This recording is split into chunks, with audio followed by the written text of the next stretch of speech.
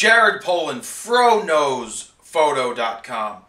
So what did Nikon decide to do today? They put out or announced the Nikon 200 to 400 VR version 2 f4 lens. It's a full frame lens. It's going to sell for $7,000. I can't wait to do an unboxing and sniff test of that one and see what it smells like. So what is it about this lens? Why is it so big? And that's for people who don't understand why the lenses can or are so big.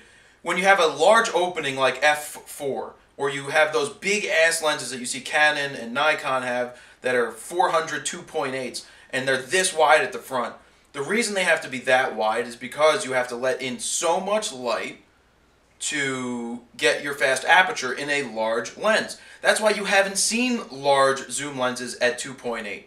Sigma makes a 120 to 300 2.8. That's one of the largest zooms in terms of 2.8 that are out there. Nikon makes its 200 to 400 that first came out in 2003. The first one had VR. The new one has VR version 2. It now has the nano coatings. It's basically the same lens. If you already own one, then don't buy the new one or sell the old one for a lot of money because it's still a hard lens to get. And if you're looking for it, contact me because Alan, at Alan's Camera, where I do some of those video reviews, he has two new ones that just came into stock and they're $58.99. So they're less expensive than other places on the internet. Brand new. If you're looking for it, let me know. Drop me an email, jared@jaredpoland.com, and I can put you in touch with Alan.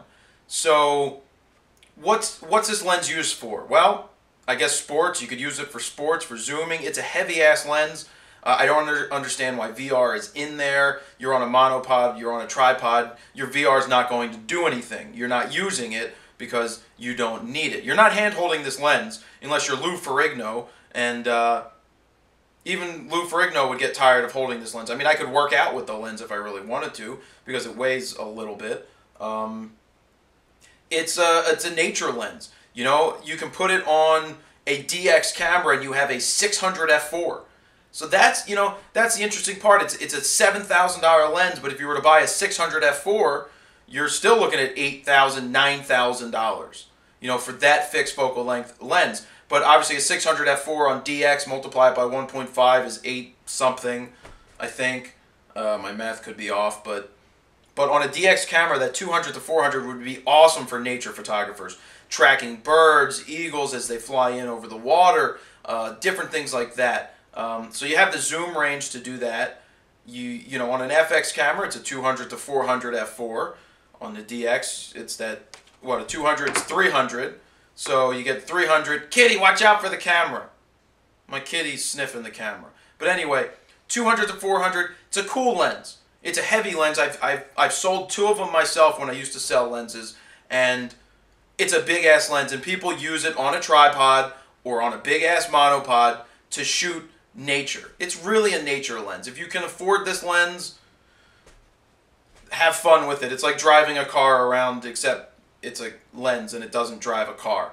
So, you know, that's the Nikon 200 to 400. As soon as one comes into the store, I ordered one in today to the store to play with. As soon as it comes in, I'm going to do an unboxing and sniff test of it and let you all know what I think. But $7,000, 200 to 400 VR, version 2, Nikon, FroKnowsPhoto.